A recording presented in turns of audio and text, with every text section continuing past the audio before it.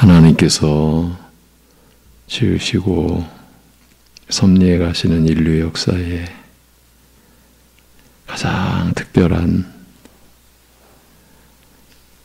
우리에게 가장 귀한 그 때, 그 절기, 그날을 기리고 기억하고 기뻐하며 감사함으로 하나님을 경배하게 하시고, 그래서 더욱 주님만을 바라보도록 섭리하신 우리 아버지 하나님, 이제 한 해를 또 마무리하고 새해를 소망 중에 기다리는 이 하루하루를 여러 가지 분주하고 여러 가지 또 힘들 수 있는 상황 속에서도 주님과 함께, 주님께서 우리를 향하여 말씀하신 그 뜻을 새기고, 그래서 더욱 주님을 의지하는 하루하루 살아갈 수 있게 인도하옵시고, 그러기에 이 아침도 말씀 안에서 함께 기도할 수 있도록 인도하여 주옵소서. 예수님의 이름으로 기도합니다. 아멘. 로마서 3장입니다. 어제부터 로마서 3장으로 다시 돌아왔습니다. 로마서 3장 19절에서 21절을 보시겠습니다. 로마서 3장 19절에서 21절입니다.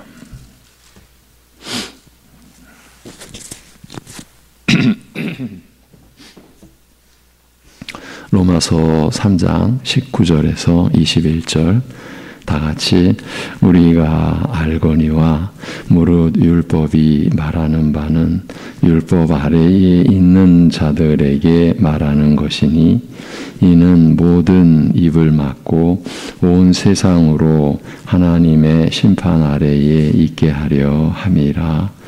그러므로 율법의 행위로 그의 앞에 의롭다 하심을 얻을 육체가 없나니 율법으로는 죄를 깨달음이니라.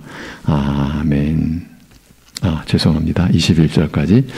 이제는 율법 외에 하나님의 한 의가 나타났으니 율법과 선지자들에게 증거를 받은 것이라. 아멘. 어제의 말씀을 받아서 전개해 가겠습니다. 온 세상 모든 사람이 하나님 앞에서 입을 다물고 잠잠히 그의 심판을 받아들일 수밖에 없으며, 율법의 행위로는 즉 율법을 지켜 행하였느냐 행하지 못하였느냐를 두고 판단한다면 그 누구도 의롭다함을 얻지 못하며, 율법은 사람으로 하여금 자신이 죄인임을 깨닫게 할 뿐이라는 뜻입니다. 우리 신자도 이 점에 있어서는 마찬가지입니다. 모든 사람이 죄를 범한 만큼 행한 대로 판단하고 보응한다면 신자라고 해서 그 결과가 다르지는 않을 것이며, 따라서 만일 우리의 행위를 가지고 마지막 날 하나님의 심판대 앞에 선다면 우리 역시 정죄와 심판을 면할 수 없을 것입니다. 신자들 중에 의외로 이런 잘못된 생각에 빠진 사람들이 많은 것을 보고 놀랄 때가 있습니다. 마지막 날에 하나님 앞에 자신이 행한 무엇을 가지고, 자신이 살아온 경건한 삶을 가지고 나아가리라는 그런 생각을 품은 사람이 적지 않은 것입니다. 그러나 신자는 항상 그리스도의 은혜를 의지하고 하나님 앞에 서며 오직 그리스도 안에서 하나님 앞에 서는 것이죠. 이것은 믿기 시작한 때로부터 영원히 변하지 않습니다. 시간이 흘러 우리의 경건이 성숙하여 완전한 상태에 이르면 우리의 경건을 의지하고 하나님 앞에 나아갈 것이라고 생각하는 것은 터무니없는 오산입니다. 죄인은 항상 그리스도 안에 있어야 살 수 있으며 그 안에 머물러야 안전한 것입니다. 새 언약의 중보자이신 예수 그리스도는 영원히 중보자이신 것입니다. 모든 사람이 예외 없이 정죄받아 망할 수밖에 없는 죄인이라는 성경의 평가에 대하여 사람들은 거북해하고 불편해하며 인정하기를 싫어합니다. 여러 가지 이유가 있겠으나 그 중에서 대표적인 것을 예로 든다면 사람은 자신에 대하여 결점도 있고 실수도 있으나 동시에 나름대로 선한 면이나 그런 요소도 없지 않다고 생각하기 때문이 아닌가 여겨집니다. 누구나 이런저런 잘못과 실수를 범하고 꾸지람과 책망을 받으며 자라는지라 전혀 허물이 없다고 말할 수는 없으나 별 탈 없이 지내면서 크게 비난받을 만한 일은 하지 않았기 때문에 자신이 심판받아 멸망할 죄인이라는 생각은 들지 않는 것입니다. 그러나 성경이 모든 사람을 죄인이라고 판단하는 것은 시대와 사회와 개인에 따라 천차만별로 달라지는 관행이나 규범과 가치관에 비추어 내린 판단이 아니라 하나님 앞에서 하나님의 법에 따라 내리는 판단입니다. 하나님의 율법, 즉 하나님 앞에서 사람이 지켜야 할 바른 도리에 비추어 하나님 앞에 섭니다. 그 도리에 비추어 우리가 살아온 날과 행한 일을 살피면 단 한 사람도 예외 없이 다 멸망받아 마땅한, 다 멸망받기에 마땅한 죄인으로 드러난다는 말입니다. 그러나 성경의 이런 판단을 처음부터 시인하거나 받아들이는 사람은 없다고 할 수 있습니다. 저도 처음부터 성경의 이런 판단을 시인하거나 받아들이는 사람을 본 적이 없습니다. 오히려 거세게 반발하며 내가 왜 죄인이라는 말이냐라고 대들거나 항변하는 것이 보통입니다. 그 까닭은 하나님 앞에 자신을 세우고 살펴보지 못하였기 때문이요, 무지하여 하나님의 법을 알지 못하기 때문이라고 할 수 있습니다만, 그렇다고 해서 하나님의 법이 무엇인지 가르쳐주고 하나님 앞에서 그의 법에 비추어 자신을 살펴보라고 권한다고 해서 죄인임을 깨닫게 되는 것도 아닙니다. 사람들이 보이는 이런 반응들은 하나님의 법에 비추어 자신의 죄를 깨닫고 인정하는 일이 그저 글을 읽거나 말을 듣는 것으로 가능한 일이 아니라 이보다 훨씬 더 깊은 차원의 일이며, 하나님 앞에 나아가서 자신을 살핀다는 것 역시 말로 가르치고 권하는 것으로 가능한 일이 아님을 보여주는 증거라 할 수 있습니다. 비록 말과 글을 사용하여 전하고 가르치나 그 이상의 것이 개입되는 일임을 알리고 있는 것입니다. 어제도 말씀드렸는데, 만약에 말과 그저 글을 읽거나 말을 듣는 것으로 자신의 죄를 깨닫고 인정하는 일이 가능한 일이라면 밤낮 없이 성경을 가르치던 그 서기관들, 바리새인들은 그 누구보다도 자신의 죄를 깨닫고 인정하지 않았겠습니까? 그러나 그들은 여전히 너희들은 죄인이다라고 하는 예수님의 말씀 앞에, 지적 앞에 들끓는 분노를 어찌하지 못하고 그 분노로 예수님을 죽이는 그 비참한 무리들이 되지 않았습니까? 그렇게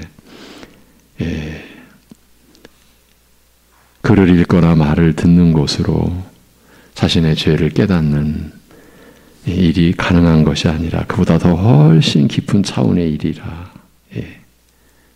어제도 그 말씀을 드렸죠. 비록 말과 글을 사용하여 전하고 가르치나 그 이상의 것이 개입되는 일임을 알리고 있는 것입니다. 이런 일은 사람에게 속한 일이어서 사람이 그 뜻대로 할 수 있는 일이 아니라 하나님께서 우리에게 베푸시는 은혜에 속한 일이기 때문입니다. 그래서 이것은 말씀을 전하는 그 위치에서나 말씀을 받으시는 자리에서나 똑같은 겁니다. 하나님의 은혜에 속한 일이다. 내 일, 내 것, 내 능력, 내 무엇으로가 되는 일이 아닙니다. 사람을 가리켜 죄인이라고 정죄하는 성경의 판단을 받아들이지 못하는 이유는 스스로 죄인임을 인정하는 것이 자기를 부인하는 일이기 때문이기도 하다고 늘 말씀드려 왔습니다. 우선 성경이 우리를 가리켜 죄인이라고 판단하는 그 판단은 단순히 우리에게 한두 가지 잘못이 있다거나 허물과 부족한 것이 있다는 정도가 아니라는 점에 유의할 필요가 있습니다.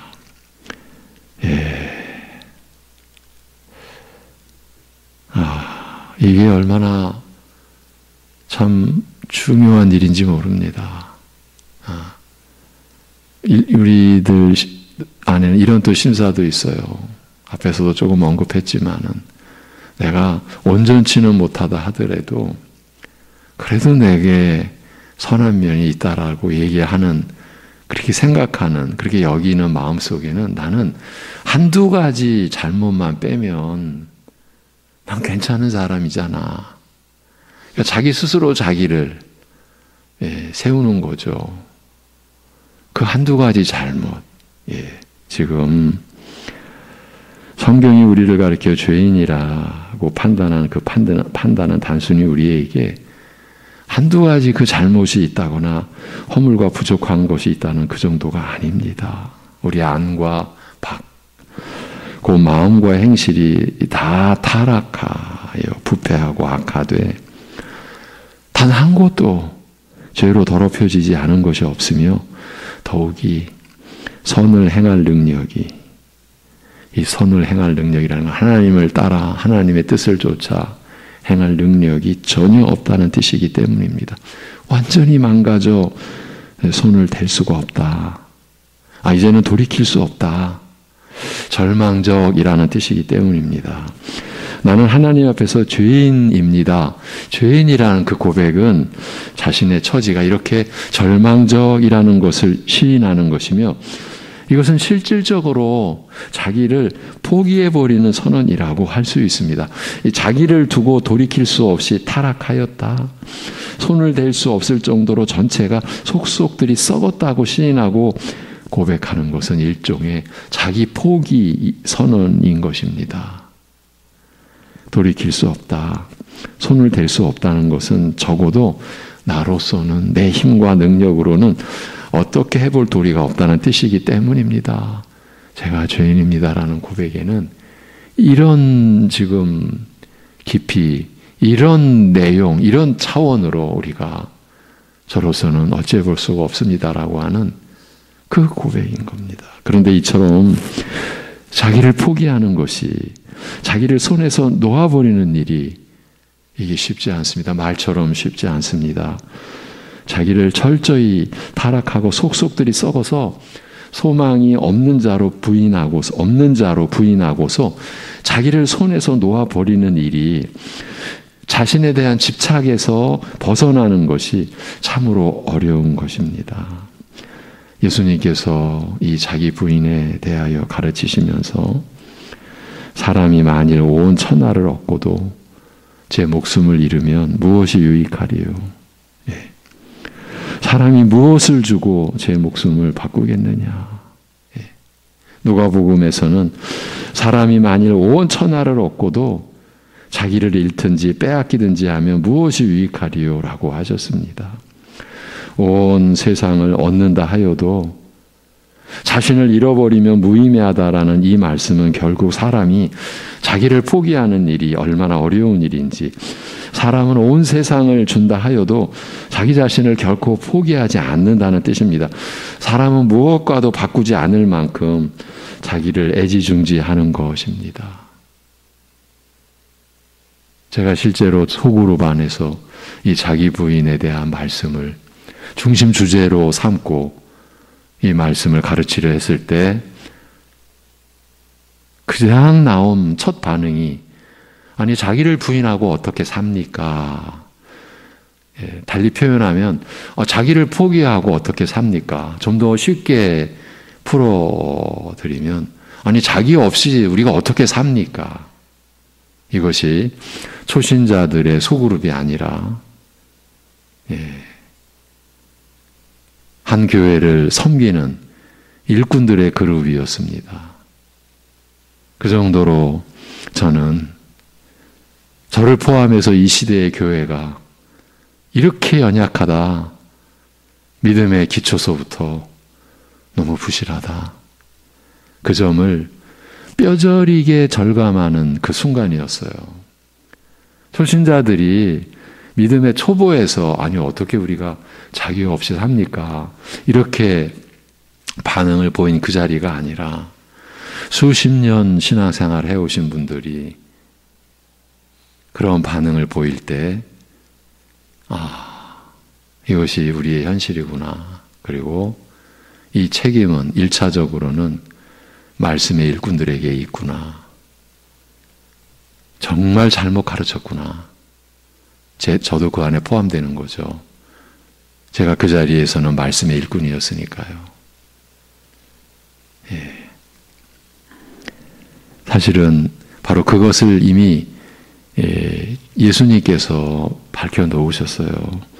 사람이 만일 온 천하를 얻고도 자기를 잃든지 빼앗기든지 하면 무엇이 다 유익하리요.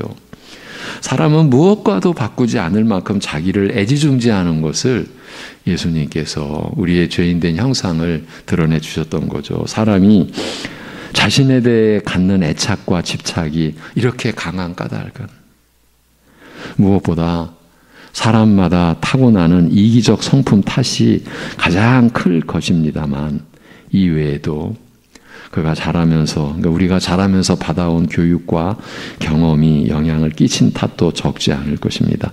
우리가 받아온 교육의 기본이 자라면서 스스로 독립하는 것이지 않습니까? 즉 스스로 자기를 챙기고 책임질 줄 아는 것이었습니다. 물론 이웃과 더불어 살아가는 법도 아울러 가르칩니다만 학습과 훈련의 주된 강조점은 혼자 힘으로 살아가는 것을 배우는 데 있으며, 반듯하게 살아가자면 반드시 갖추어야 하는 조건과 자격으로 여깁니다. 이 자체로는 나무랄 것이 아니라고 할 수도 있습니다만, 자라면서 겪게 되는 경험과 더불어 점점 바람직하지 못한 모습으로 바뀌게 됩니다. 사람들에게 도움을 기대하였다가 실망하거나 배신당하는 일이 쌓여가면서 자연히 나를 돌볼 사람은 나 자신밖에 없다는 생각을 점점 굳히게 되며, 이와 함께 마지막까지 자기를 붙잡고 손에서 놓지 못하게 되기 때문인 거예요. 나를 돌볼 리는 나 자신밖에 없지 않는가. 그러니까 마지막까지 자기를 붙잡고 손에서 못 놓게 되는 거죠. 타고난 이기적 성품 탓이든지 교육과 경험의 영향 때문이든지 사람은 무엇을 하든지 그 최종 목표를 항상 자신에게 두며 마지막 희망도 오직 자기 자신에게 두는 것입니다. 자기를 놓아버리는 것은 최후의 마지막 희망까지 모든 희망을 포기하는 것과 다르지 않기 때문에 사람은 절대로 자기 자신을 포기하지 못하며 온 세상을 다 준다고 해도 자기를 내놓지는 않는 것입니다. 자기와 바꿀 수 있는 것은 존재하지 않기 때문에 그렇지 않습니까? 아까 제가 말했던 그런 표현도 나 없이 어떻게 삽니까? 자기 부인의 진리 앞에서 나 없이 어떻게 삽니까? 제가 듣기에는요, 그 얘기는 이렇게 들렸어요. 그 자기 부인이라는 그런 말씀 처음 들어보는 건데요. 저에게는 이렇게 들렸어요. 이렇게 해석이 되더라고요. 못 들어봤는데요? 그렇게 들렸어요. 예. 자기와 바꿀 수 있는 것은 존재하지 않기 때문에 마지막까지 자기를 붙잡고 손에서 놓지 않는 것입니다. 이런 점에서 노와 분으로 보응하실 하나님의 진노하심과 그 분으로 보응하실 죄악의 구체적인 예들을 열거하면서 제일 먼저 이 로마서 2장 8절인데요. 우리말로는 당을 지어 무리 짓는다라고 했거든요. 근데 이게 이기심입니다. 그러니까 성경 기록에서 하나님께서 진노하심으로 보응하실 죄악의 구체적인 예들을 열거하면서 제일 먼저 이기심을 언급한 그 뜻을, 이기심을 첫머리에 둔 뜻을 의미할 필요가 있습니다. 로마서 2장 8절입니다. 네.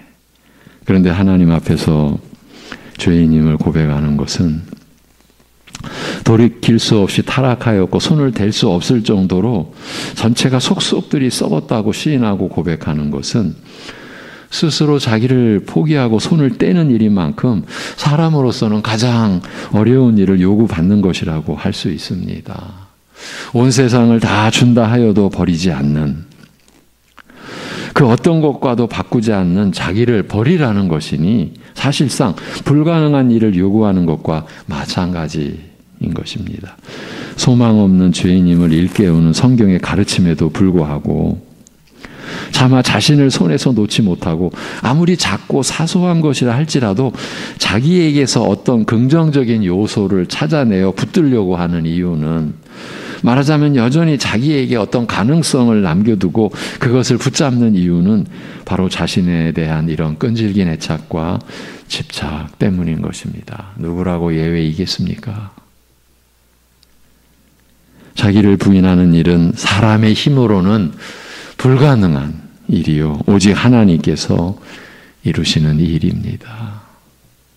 죄인임을 시인하고 고백하는 것도 자기 부인에 속한 일인 만큼 마찬가지라, 우리가 자신의 죄인됨을 시인하고 고백하는 것도 우리 안에서 하나님께서 역사하신 그 결과요 열매인 것이에요. 우리는 이것을 나의 나됨은 하나님의 은혜입니다, 바울과 같이 이렇게 고백하는 것 아닙니까? 그런데 하나님께서는 우리에게 복음, 곧 복된 소식을 전하려 하시면서, 그 복된 소식을 전하려 하시면서 왜 제일 먼저 우리에게 죄인임을 고백하게 하고자 하시는가? 이게 지금 로마서의 구조지 않습니까? 우리가 로마서 1장을 보고 이제 3장으로 또 다시 돌아왔는데, 그 1장과 3장 사이 전체가 우리가 그야말로 속속들이 안과 밖 전체가 어느 한 곳 성한 곳 없이 전적으로 부패하고 무능력하게 된 타락한 존재라는 것, 이것을 고백하게 하고자 그렇게 기록되어진 것 아닙니까? 그럼 왜 이렇게 하시는가? 이 어려운 일, 사람으로서는 불가능한 일, 자신을 소망 없는 죄인으로 포기하는 일을 왜 하게 하시는가? 우리가 비굴하게 자신을 낮추어 망가뜨리고 자학하며 살아가는 것을 기뻐하시는가? 결코 아니죠, 여러분. 너 평생 그렇게 비굴하게 낮추고 자학하며 그렇게 괴롭게 그 절망의 구렁텅이에서 그냥 나뒹굴며 살아라, 그러실 의도, 그러실 하나님이 실 리가 없는 거죠. 여러분, 그렇지 않습니다. 결코 아닙니다. 하나님께서 복음을 알리시면서 먼저 우리로 죄인임을 깨닫고 시인하게 하시는 것은 참으로 은혜로운 뜻으로 행하시는 일입니다.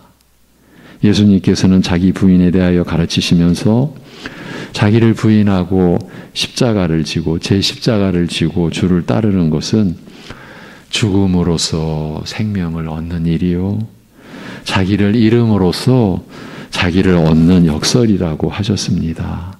죽는 것이 사는 것이요, 잃는 것이 얻는 것이라고 하셨습니다. 이것이 복음의 역설의 진리 아닙니까?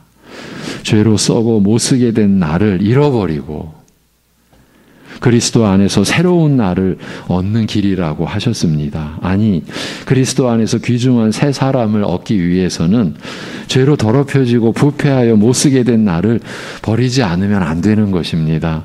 그리스도 안에서 새 생명을 얻기 위해서는 죄로 죽은 나를 버려야 하는 것입니다.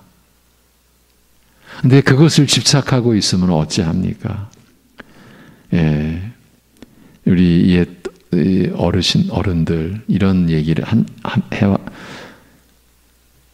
이런 얘기들을 하셨죠. 아무리 해도 결국 안 될 일에 미련을 끊지 못하고 계속 머물거릴 때 그 어른들은 흔히 고름이 살되지 않는다고 타이릅니다. 얘야, 고름은 살되지 않는다. 썩어 고름이 된 다음에는 다시 살로 바뀔 수 없음을 일깨우는 우리 옛 어른들의 지혜죠. 예.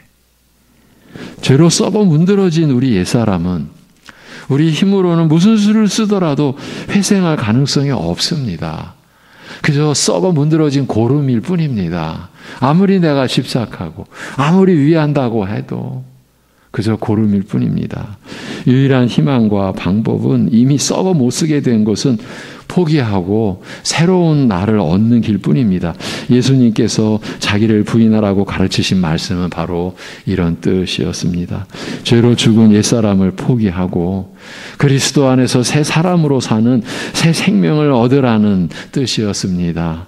잃는 것이 곧 얻는 것이요, 죽는 것이 곧 사는 것이라고 하신 말씀은 바로 이런 뜻이었습니다.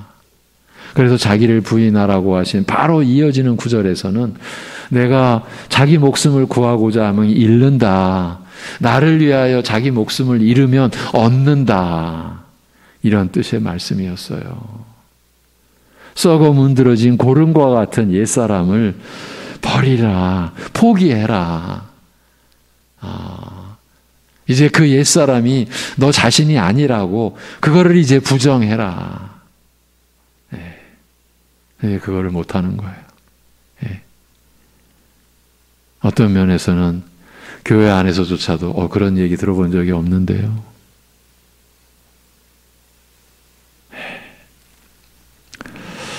잃는 것이 곧 얻는 것이요, 죽는 것이 곧 사는 것이다. 우리가 끝까지 붙들고 가야 될 말씀입니다. 그리고 나서 그러나 이제 율법과 상관없이 하나님의 의가 나타났으며 율법과 선지자들에 의해 증거를 받은 것이라. 죄로 죽은 자로 하여금 새 생명을 얻게 하는 그 은혜가 곧 하나님의 의가 이제 나타나되 율법과는 상관없이 나타난 것을 두고 한 말씀입니다. 로마서 1장 18절 이하에서 인류가 죄 때문에 하나님의 진노 아래 처하게 된 것을 알리면서 석 장에 걸쳐 그 죄가 무엇인지 자세히 알린 이유가 결국 복음 안에 하나님의 의가 나타나서 믿음으로 말미암아 믿음에 이르게 되는 이유를 설명하기 위한 것이었습니다. 우리의 죄를 들추어내어 수치와 절망 속에 살아가게 하고자 우리의 죄를 하나하나 낱낱이 지적하여 드러내신 것이 아닙니다. 이제 나타난 하나님의 의로 말미암아 살 길을 얻게 하기 위해서 하신 일이었습니다. 죄로 죽은 자가 다시 살아나는 은혜를 입기 위해서는 먼저 내가 죄로 죽은 자라는 것을 깨닫고 시인해야 하기 때문입니다. 여러분은 기계가 아니고요. 우리는 그냥 물질이 아니고요. 하나님의 형상대로 영적이고 인격적 존재로 하나님은 우리를 지으신 그 창조의 질서를 끝까지 이루어 가시기 때문에 우리가 먼저 내가 죄로 죽은 자라는 것을 깨닫고 시인하도록 이렇게 그 길을 마련해 주신 것이죠. 그래야만이 죄로 죽은 자가 다시 살아나는 은혜를 입을 수 있기 때문이죠. 먼저 내가 죄로 죽은 자라는 것을 깨닫고 시인해야 하기 때문인 거죠. 죄로 죽은 자임에도 계속 나는 죽지 않았다고 억지를 부리는 사람을 어떻게 하겠습니까? 내가 왜 죽었냐고 하는 사람을 어떻게 하겠습니까? 나에게는 소망이 없다는 것을 알아야 비로소 죄로 죽은 나를 포기하고 그리스도 안에서 새 사람을 얻으려 할 것입니다. 죄로 죽은 나를 계속 붙들고 있는 한 새 사람으로 사는 일이 일어날 수 없습니다. 기도하겠습니다. 하나님 아버지, 우리로 하여금 이 새 사람을 얻는 길로, 새 생명의 길로 인도하여 주심을, 나아가게 하여 주심을 감사합니다. 우리가 너무나 악하고 여전히 패역하고 하나님의 말씀보다는 마귀의 음성을 듣기를 여전히 좋아하고 즐기는 죄악 가운데 끝없는 불순종의 그 행진 속에서도 우리를 버리지 않으시고 우리를 포기치 않으시고 우리를 택하신 것을 후회하지 않으시고 그래도 주님의 몸된 교회 안에 살아있는 생명의 말씀, 우리를 살리는 말씀을 허락하시고 내려주시고 성령님께서 우리의 심령을, 우리의 골수를 쪼개시기까지 하시며 그 말씀이 우리 안에서 역사하도록 우리의 심령에 새겨지도록 하시는 이 은혜를 감사드립니다. 아버지 하나님, 우리 스스로 하나님 앞에서 아무것도 할 수 없음을, 우리가 참으로 하나님 앞에 나와 하나님의 은혜를 입고 하나님의 사람으로 우리가 섬기며 살아가는 그 모든 안에서도 우리는 오직 하나님의 은혜로만, 그리스도 안에서 우리가 하나님께로부터 받은 새 생명, 새 사람 된 그 의와 거룩을 우리가 입고 그리스도의 의와 거룩을 입고서 우리가 살아가는 것임을 오늘도 잊지 않게 하여 주시옵소서. 그래서 우리가 가정에서도 믿음으로 살게 하시고 일터에서도 믿음으로, 학교에서도 믿음으로 주님 의지하며 살아가는 한날 되게 하여 주시옵소서. 병상에 있는, 고통 중에 있는 우리 지체의 그 심령도 믿음으로 주님 의지함으로 주님이 나와 연합되어 떨어지지 않으시는 분으로 여기는 그 믿음이 역사하고, 그리하여 참으로 어려운 상황에서 도 주님께 소망을 둔 그 믿음이 힘이 되고 위로가 되고 소망의 빛이 되는 역사를 허락하여 주시옵소서. 이 모든 것을 주님께 의탁하오며 우리 주 예수 그리스도의 이름으로 기도하옵나이다. 아멘.